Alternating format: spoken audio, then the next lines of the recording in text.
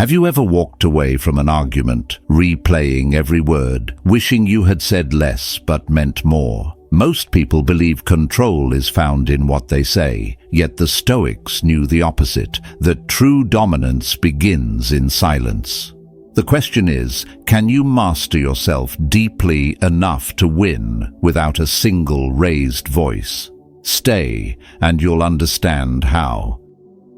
As we step into the first chapter, picture this, a spark in the dark. Someone throws a sharp word your way, their tone cutting, their eyes daring you to react. For a split second, your heart ignites. You feel the urge to defend, to prove, to strike back. That moment, the first pulse of emotion, is the real battlefield. Not the argument itself, but the instant before your reaction. That's where power either lives or dies. Have you ever noticed how quickly peace disappears with one careless sentence? One look? One tone?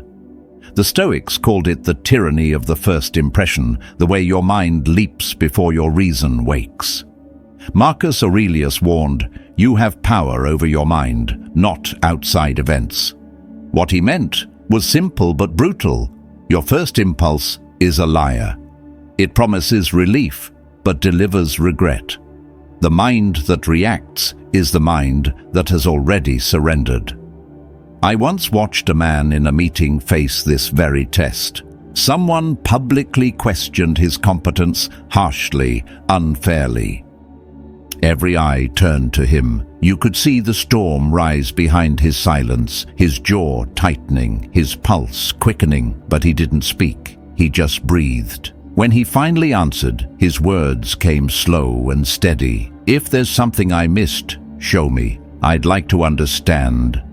The room fell silent. The accuser shrank. It wasn't dominance through aggression, it was dominance through composure. That is the first lesson. When you pause, the other person loses control of you. When you rush to answer, you hand them the reins. Seneca once said, "The greatest remedy for anger is delay. Between the spark and the fire, there's a gap, and in that gap, your entire freedom waits." Most people think power is explosive, but real power is containment. The sword that's always drawn grows dull. The warrior who reacts to every strike dies early. A calm mind is not passive, it's precise. Imagine a lake at dawn, still, reflective, disturbed by nothing. That's what self-mastery looks like. When you don't react, you see the truth clearly, not as your ego paints it, but as it really is. The Stoics understood that most arguments don't begin from disagreement. They begin from ego. Someone needs to feel in control, and the quickest way to lose control is to try to prove you have it. That's why the disciplined mind pauses. It sees the game before it's played. Epictetus wrote, "If someone provokes you, remember it is your opinion that you are harmed, not the act itself." Every insult is only as sharp as your attachment to it. When you master that moment, when you can look at an insult and see only noise, you've already won. Think of the people who carry quiet authority. They don't dominate through fear or words, but through restraint. They walk through storms untouched because they've trained their minds not to react to thunder. Every pause they take is a declaration, "I own myself." The first impulse always lies. It tells you to react, when all you need to do is observe. But weakness is not silence. Weakness is noise. It's the scramble to speak before thinking, the panic of needing to be heard. The fool explodes. The wise absorb. And in that absorption, they see everything. The next time someone challenges you, feel the heat rise in your chest, the pulse in your hands, the fire in your breath, and then stop. Breathe once. Ask yourself, is this within my control? If not, let it go. If it is, respond when calm, not before. That small pause will feel unnatural, like swimming against a current. But that current is what drowns most people, their need to react. The Stoic swims in the opposite direction, toward clarity, and from that shore, the chaos of others looks almost poetic, loud, restless, powerless. So, train for the first impulse, catch it, contain it. Watch how anger loses its shape when it cannot find a target. Watch how arguments collapse when you refuse to feed them. When you stay calm, you're no longer inside their storm, you're standing at its center, untouched. That's how you win without speaking, without striking, without noise. You don't defeat the other person, you defeat the version of yourself that wanted to react. And when that version dies, something greater is born, the quiet, unshakable strength of a mind that rules itself. From here, we move toward the next weapon of the Stoic, the art of silence. Moving into the second chapter, imagine two people standing in a quiet room after a storm. One keeps shouting to prove their point. The other stands still, calm, silent. The silence doesn't mean surrender, it means power, because silence is not the absence of sound. It's the presence of control. It's the sound of a mind that refuses to be dragged into the noise of another. We live in a world addicted to reaction. Every moment demands an answer. Every comment invites a reply. Every disagreement turns into a battle for who gets the last word. But a Stoic learns early, words are like arrows. Once released, they can't return. So he measures his words like a sculptor measures every strike of the chisel. Too many, and the form is lost. Too few, and the meaning remains hidden. To speak wisely, one must first master the art of silence. Marcus Aurelius once wrote, "You always own the option of having no opinion." That single line holds more strength than 1,000 speeches. Because when you stay silent, you're not losing your voice, you're preserving it for the moments that matter. Silence forces others to fill the space, and in that space, they reveal themselves. The impatient expose their weakness, the arrogant display their emptiness, the wise simply observe. I once saw this play out in a conversation between two leaders. One spoke endlessly, drowning his own points in his hunger to dominate the room. The other said almost nothing. He listened, nodding occasionally, letting the noise pass like wind through trees. And then, at the perfect moment, he said one sentence, calm, direct, undeniable. That one moment rewrote the room's balance of power. The lesson was simple. When you learn to stay silent, your words become currency, rare, valued, unforgettable. Silence doesn't mean submission, it's strategy. The Stoics understood this deeply. Epictetus advised, be silent for the most part, or speak only what is necessary. Why? Because in silence, you conserve your power. You study the battlefield before stepping onto it. You let others reveal their weaknesses before you make a move. When someone speaks in anger, your silence holds up a mirror. They see themselves, unfiltered, unrestrained, and often ashamed.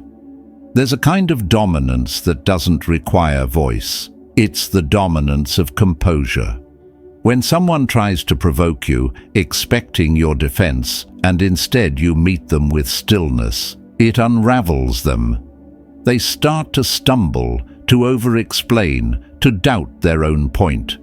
Your silence becomes a question they can't answer, a challenge they can't control. Because silence, when mastered, is not emptiness, it's resistance disguised as calm. Think of the greatest warriors and philosophers. They were never loud men. They didn't rush to fill every silence with noise. They understood that words, like weapons, are most effective when used sparingly. Seneca once said, "Speech devoted to truth should be simple and plain." He didn't mean lifeless, he meant disciplined. To be silent is to give yourself room to think, to choose your response with precision instead of reacting with impulse. The foolish man rushes to speak. The wise one waits until the truth demands a voice. But silence is not easy. It feels unnatural in a world that equates noise with confidence. We're taught to respond instantly, to prove we're right, to fear the pause. Yet that pause is exactly where wisdom lives. I learned this lesson years ago during a heated argument with someone I cared about. Every part of me wanted to defend myself. My thoughts burned, ready to strike. But something in me paused. I listened. I said nothing. And in that silence, I saw the truth. They weren't attacking me, they were defending their own pain.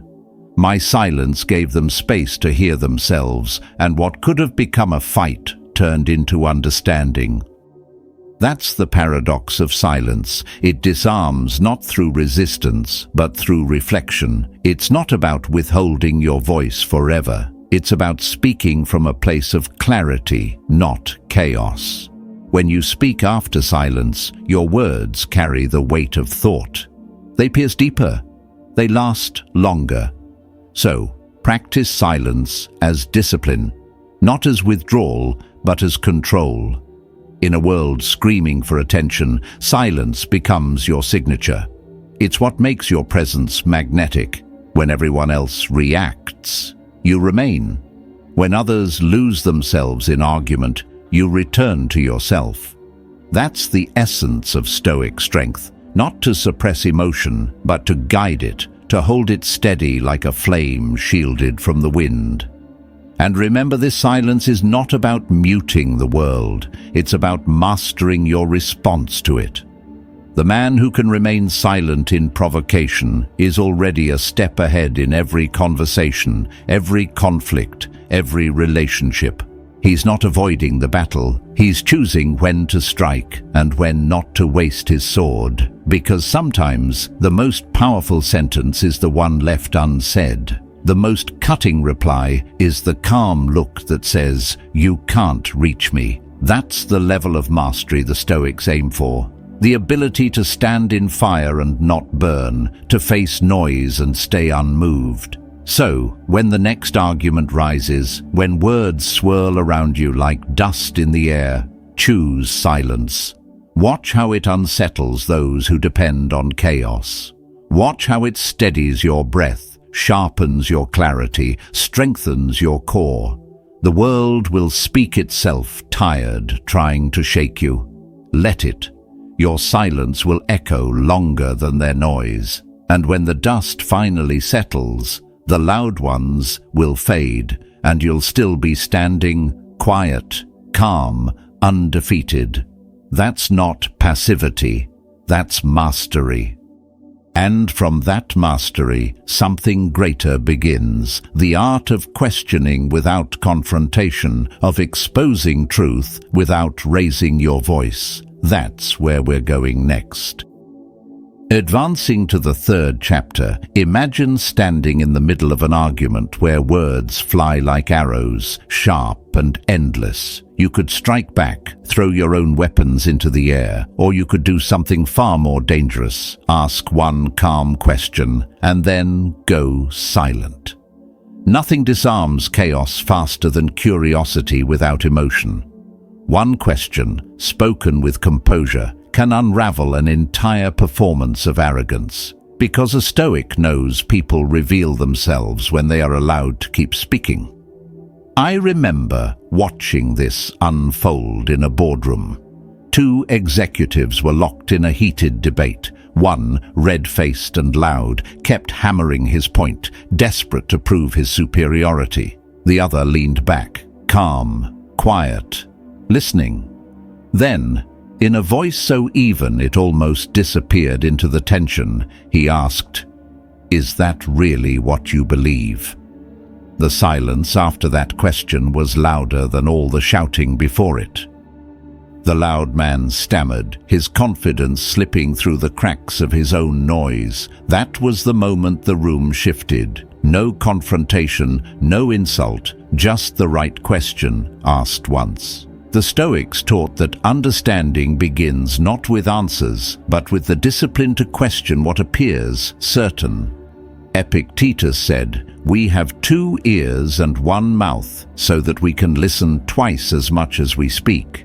Most people talk to defend themselves, not to understand. But a Stoic learns that truth reveals itself when pride steps aside.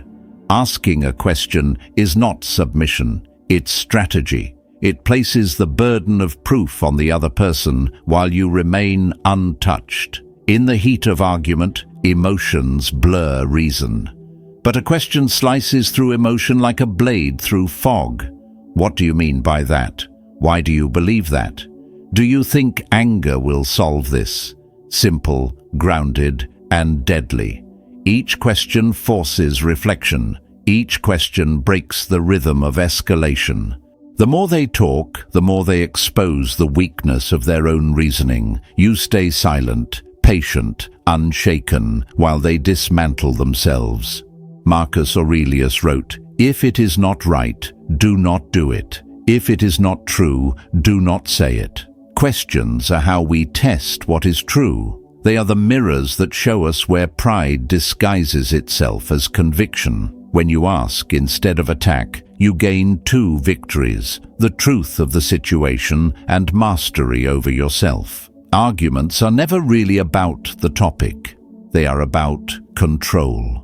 The person who asks the right question takes control without appearing to fight for it. But here's the paradox. Most people fear asking questions in confrontation because they equate it with weakness. They think silence and inquiry mean retreat. The Stoics thought the opposite. They saw that wisdom doesn't need to defend itself. It simply observes and asks. When someone lashes out, their aggression is a confession of insecurity. When you respond with a question, you show you are grounded in reason, not emotion. The contrast is magnetic. One person burns out, the other remains like stone. I once witnessed a friend practice this at a dinner party. Someone mocked him in front of everyone, a cruel, attention-seeking joke. Instead of snapping back, he smiled gently and asked, "Do you feel better saying that?" The air froze. Laughter died instantly. That single question flipped the mirror toward the one who spoke. They had to face the ugliness behind their own humor. No shouting, no retaliation, just presence. And that presence silenced the entire room. That's the art of Stoic questioning. You don't argue, you guide the other person back to themselves.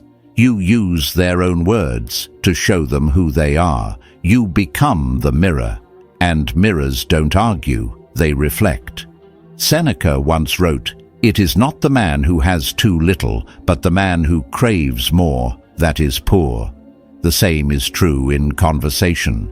The one who craves victory loses dignity. The one who seeks understanding becomes powerful. The secret is restraint. Ask once, then withdraw. Let silence do the rest. The weak mind fears silence because it feels like losing ground. But the strong mind knows that silence after a question is not emptiness, it's pressure, the kind that forces truth to surface. When you stop explaining yourself, when you stop defending every thought, you force others to confront the weight of their own reasoning. And most can't bear it for long. So the next time someone challenges you, don't rush to prove them wrong. Let them explain. Let them talk themselves into clarity or into contradiction. Ask calmly, "What makes you so sure? Or is that your truth or something you've been told?" Then stop. The silence that follows will tell you everything. Some people argue to win. Others argue to learn. Only one leaves wiser. This is not manipulation, it's mastery. You're not twisting the truth, you're uncovering it. The Stoics believed that self-control in conflict isn't about superiority, it's about freedom. Freedom from being pulled into someone else's storm. Freedom from the need to have the last word. Freedom from ego. A Stoic doesn't seek victory through domination. He wins through understanding. He doesn't silence the other. He lets the other silence themselves. And in that quiet, the lesson becomes clear. It's never the loudest who holds the power. It's the calm observer who sees through the noise. Ask once, then step back. Truth doesn't need your defense. It only needs your clarity. From here, we move into the next chapter, where the war turns inward, where you learn to separate what's real from what your ego insists is personal, and where peace becomes your sharpest weapon. From here, we enter the fourth chapter, the quietest and perhaps the hardest battle of them all. The war that happens not in words, not in glances, but inside you. The war between your emotion and your ego, the one that decides whether you stay calm or become what you despise. Picture this: someone challenges your beliefs, mocks your effort, or questions your worth. You feel it immediately, that tightening in your chest, that heat crawling up your throat. It's not their words that burn you. It's your ego whispering, they're attacking who you are. But that's the lie. They're not. They're only revealing who they are. Marcus Aurelius once wrote, "If you are pained by any external thing, it is not this thing that disturbs you, but your judgment about it." The Stoics understood this truth centuries before we gave it a name. We do not suffer because of what others do, but because of how we interpret it. And most of our interpretations are not wisdom, they are ego. The ego is a poor translator. It takes everything personally. It tells you you've been disrespected when someone is simply unaware. It tells you you've been rejected when life is simply redirecting you. It tells you you must respond, fight, prove, defend. But the Stoic refuses. He steps back and asks, is this about them or about me? I remember a conversation with an old mentor. He said something that pierced me. You will never find peace until you stop needing to win small battles. I didn't understand it then, but life eventually translated it. Every argument, every time I needed to be right, every time I couldn't walk away from something petty, I lost something larger, my calm. The Stoic teaches us that ego is the thief of tranquility. Seneca warned, "He who takes offense when none is intended is a fool." And he was right. The one who reacts to every slight becomes a prisoner of everyone else's tone. Imagine this: you're driving, someone cuts you off. Your heart races, your hands tighten on the wheel. What changed? The road? The weather? No, your perception. You took a random act and made it personal. How dare they? Your ego hisses. But what if you replaced that reaction with perspective? They must be rushing to something important. Instantly, your anger has nowhere to live, because anger can only exist where ego gives it a home. The same is true in arguments. Someone insults you. You can let your ego flare, or you can treat the moment as training. The Stoics didn't view insult as injury. They viewed it as exercise, an opportunity to test the strength of their inner calm. Epictetus taught his students to imagine life as a play. Remember that you are an actor in a drama of such kind as the author chooses. If your role today is to be insulted, play it with grace. Because the moment you stop seeing yourself as the center of the story, you stop reacting like a wounded hero in every scene. There was once a craftsman I met during my travels in Athens, a humble man, quiet but unshakably centered. One day, a customer berated him for hours, accusing him of dishonesty over a trivial flaw. The craftsman listened, nodded, then said, If I must apologize to keep your peace, I will. And he did. Later, I asked him why he didn't defend himself. He smiled and said, "I don't argue with storms. They end faster when you don't shout back." That was the day I understood what detachment truly looks like. He didn't need to be right. He needed to stay free. That's the strength ego never understands. Freedom. When you separate your worth from what others think, you become untouchable. Words pass through you like wind through branches. You stop being moved by every opinion, every rumor, every glare. You stop chasing validation in the eyes of people still trying to find themselves. Marcus Aurelius reminded himself daily, the opinion of 10,000 men is of no value if none of them know what they are talking about. But separating emotion from ego doesn't mean suppressing how you feel. It means letting emotions serve you, not enslave you. Anger can signal injustice. Sadness can reveal what matters. But the Stoic doesn't hand the steering wheel to those feelings. He thanks them for appearing and then decides where to go next. The moment you can observe your emotion without becoming it, you step into mastery. That's the power of perspective. In moments of conflict, remember the other person's words are not your burden. They are a reflection of their inner world. If you carry them home, if you replay them in your mind, if you let them linger, they become yours. But if you let them fall where they were spoken, they die there. Let them. You are not obligated to pick up what someone throws at you. Epictetus said it best, if someone hands you a stone, you decide whether to carry it. Most people walk through life collecting stones they were never meant to hold. No wonder they feel heavy. When you let go of ego, you begin to see everything clearly. Offense loses its teeth. Insults lose their poison. Even praise loses its intoxication. You learn to stand between both, unshaken, because the Stoic doesn't rise when praised or fall when mocked. He remains the same, grounded, focused, free. This is the highest discipline, to not be ruled by emotion or pride, but to use both as instruments of understanding. The world may burn around you, but your inner fire remains steady, never out of control, never dependent on approval.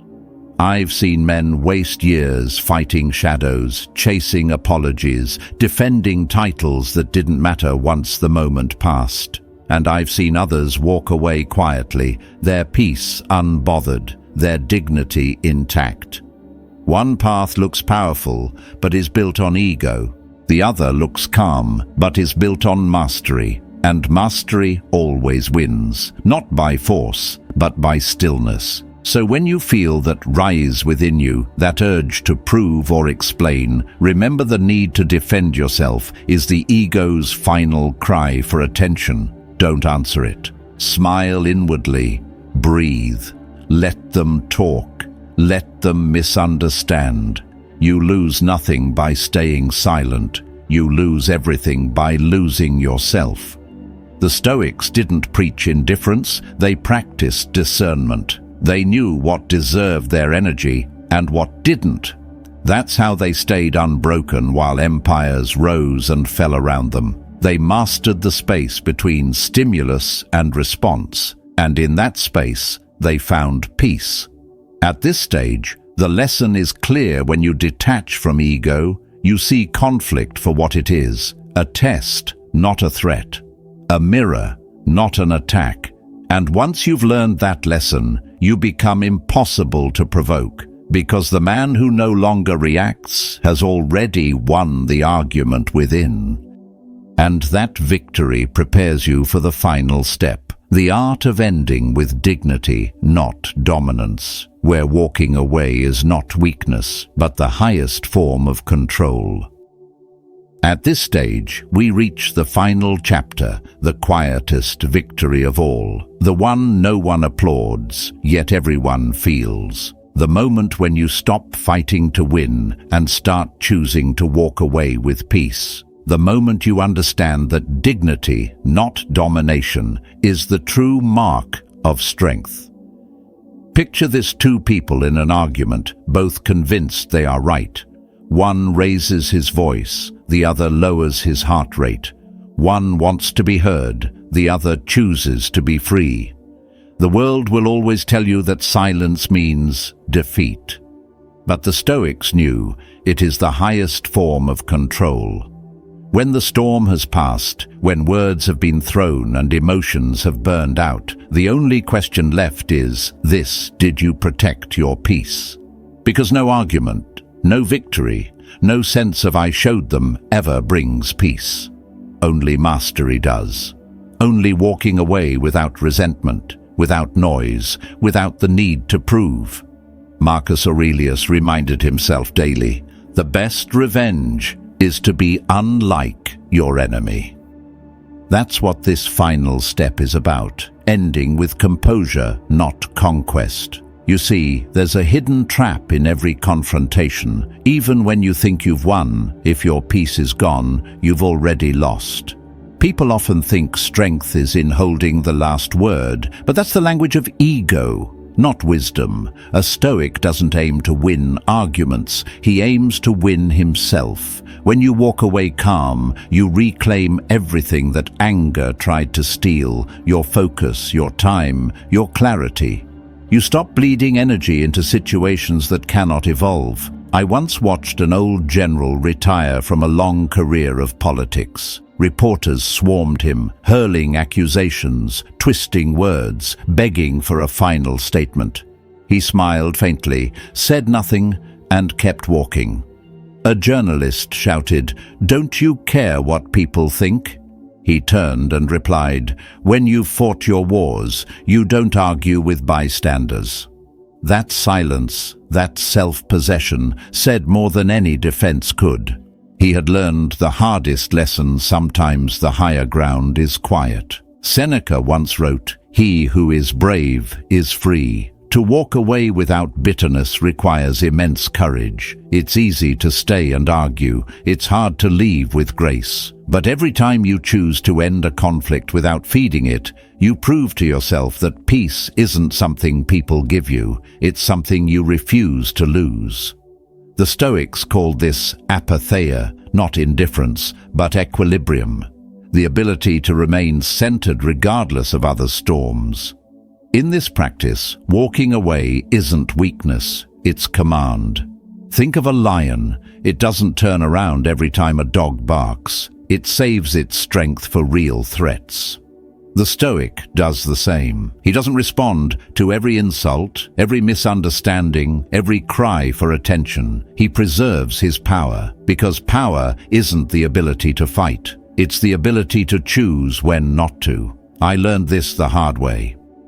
Years ago, I found myself in an argument that spiraled beyond reason. Every sentence I spoke was a brick building a wall I didn't need. I wanted to be understood, but I realized later I didn't need understanding. I needed peace. So I stopped. Not because I gave up, but because I grew up.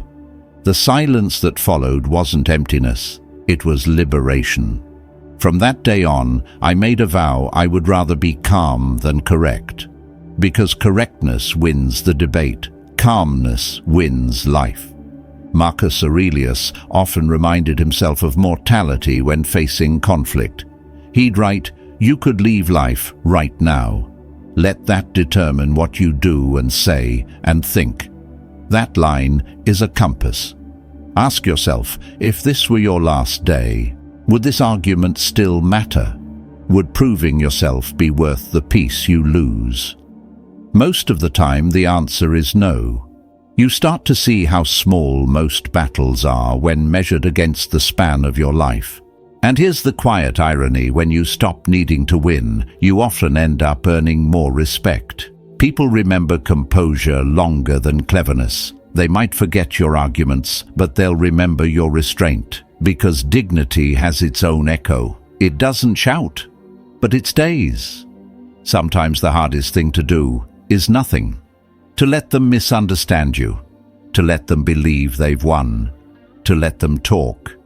Because every word they throw after you've chosen silence falls into an empty field.